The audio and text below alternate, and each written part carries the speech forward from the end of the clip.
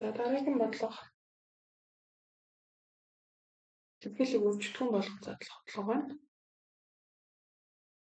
За тэгэхээр энийг хоёр гишүүнтэйгээ учраас нэг бол ерөнхий өргөжтгөн гаргал, нэг бол квадратуудын ялгарын томьёо ануудыг харах гэдэг. Тэгэхээр тооноос ерөнхий өргөжтгөн гарахгүй учраас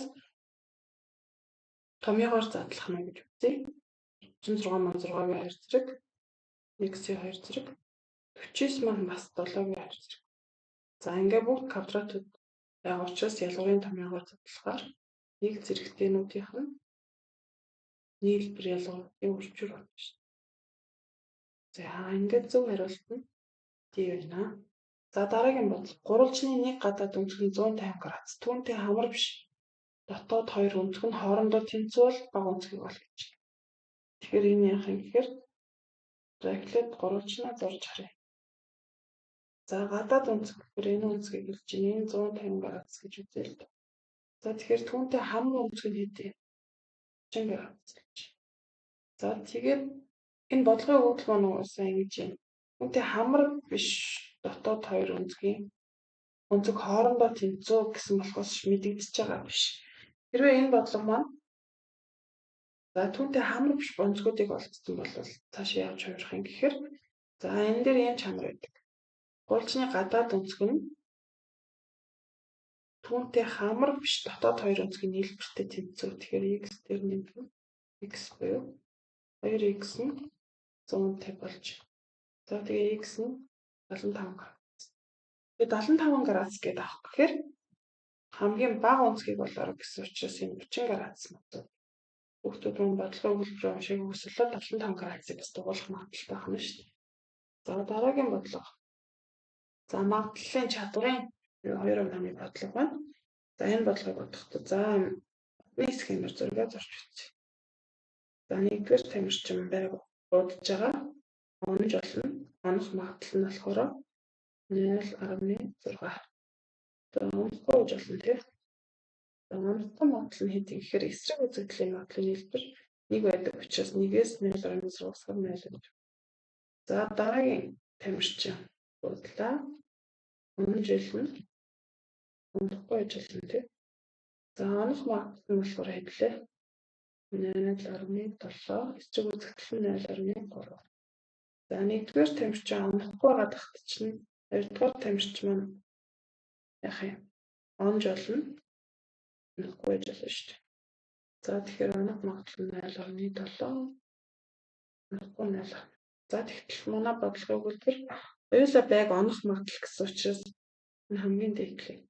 Хоёулангийн онжоогоор авахаар онох магадлал 0.6 нэгдүгээр тамирчны. За хоёрдугаар тамирчны онох магадлал 0.7 учраас үржүүлээ 0.42. Ингээд биеийн зөв. За 13 дугаар бодлого.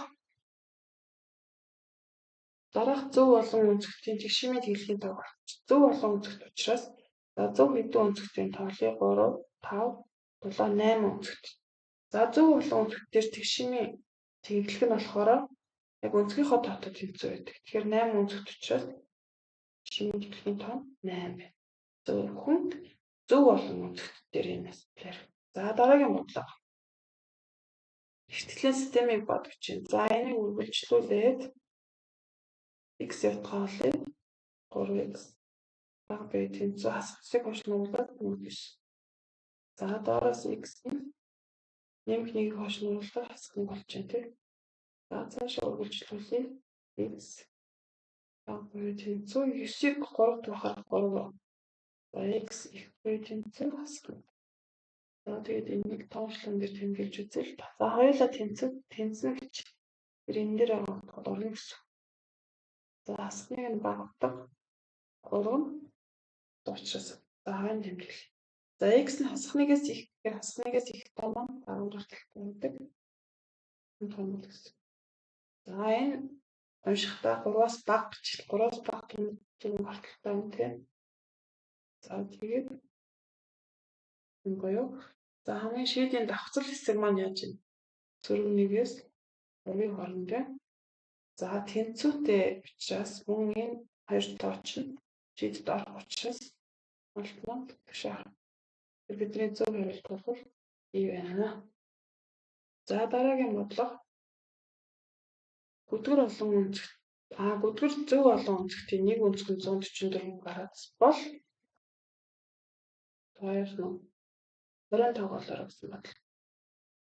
За тэгэхээр энийг бодохдоо дотоод өнцгийн нийлбэр 180 градусыг үржих нь n-с 2 гэсэн томьёо авах. Ингээд дотоод өнцгийн нийлбэрийг л юунд авах юм? Хэдэн өнцгтэй? Талын танд аваач шүү дээ. Тэгэхээр нэг орон өнцг нь гараад ирнэ тий. Нэг орон өнцг маань 144 градус гэдэг үг. Энд хичтгэлийг бодчих гэсэн. Тэгэхээр гişвчлэн үржүүлээд 180-ыг n-с 2 төвлөрөхээр 180 n-с 360. Энцүү. За энэ n-ийг яах юм? 144 градус дээр өгчин тий. Тэгэхээр энэ хаваа 144 n болоод за тэгээд 180 n-с 144 n-ийг баслаа. Тэр нь 360-тад n буюу 36 n нь 360 гээд n нь 360-ыг 36 туулаа 10 гарч. Зөвхөн хариулт минь ийм зөв. За дараагийн бодлого 16 дугаар бодлого. 16 дугаар бодлого буюу хамгийн тестийн хамгийн сүүлийн бодлого байна. Тэр энийг бодохтой яаж чадах юм гэхээр за бүлгэлсэн өгөгдлийн арифметик дундчийг болох юм байна. Тэгэхээр бид нар маань завсрын дундаж гэдэг юмыг болох хэрэгтэй. Завсрын дундаж утга маань юу гэдгийг хэлцүү гэдэг юм гэхээр хэлээр баг хэлийг нэмээд хоёр туваадаг. Хэл гэдэг маань 8 тий баг хэлэн дөрөвдөр 8-ыг нэмээд 2 туваач гэсэн. За тэгэхээр 12-ыг 2 дугаар 6. 8 дээр 12-ыг нэмээд 2 дугаар хэд вэ? 22 дугаар 10 юм тий. 12 дээр 16-ыг нэмээд 28-ыг 2 дугаар 14 гардаг. За энэ давтамж байгаа. Давтамж угаасаа ойлгомжтой байгаараа байна тий. 2 3 5. Одоо энэ бүслэгтэн дээр юу гэхээр завсрын дундаж утгыг давтамжаар үржүүлнэ. Тэгэхээр 6-г 2-оор үржүүлээд 12. 10-ыг 3-оор үржүүлээд 30 тий. 14-г 5-оор үржүүлэхээр 70. За одоо нийт нийлбэр олох ёстой. Давтамжийн нийлбэр маань 10 байна. Эдрийн нийлбэр буюу завсрын дундаж утгыг давтамжаар үржүүлсэн үржүүрийн нийлбэр нь болохоор 112 шүү. За тэгэхээр энэ өгөгдлийн арифметик дундаж буюу x-аас гэдэг нэг бол тэмдэглэж байна. Өгөгдлийн арифметик дундаж гэсэн үг. Энэ нийлбэр буюу завсрын дундаж утгыг давтамжаар үржүүлсэн үржүүрийн нийлбэрийг 112-ыг 10 туваагаад 11.2 гарна. Зөв хариулт нь Z байна. За ингээд 16 тест дуусчихна. За цаашаа задгаа даалгавар хэлж байна. За задгаа даалгавар нь яаж авах юм гэхээр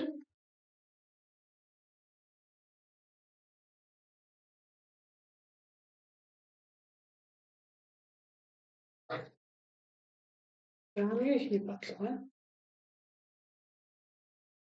За энэ бол нөгөө процент харьцаа пропорцийн нэг задгаа даалгавар 3% хэрэглээний бодлого орж ирнэ гэсэн байсан.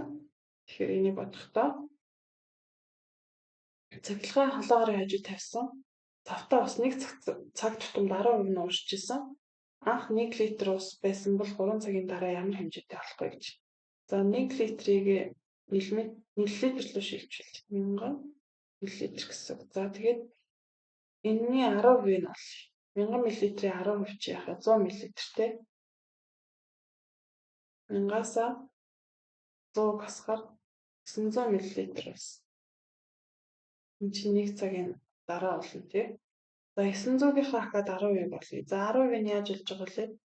900 100% бол 10% нь хэдвэ гэдгээр болчих шүү дээ.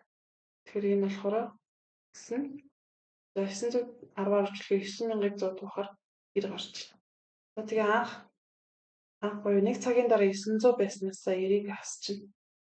Тэгэхээр 810 мл боллоо. Энэ хоёр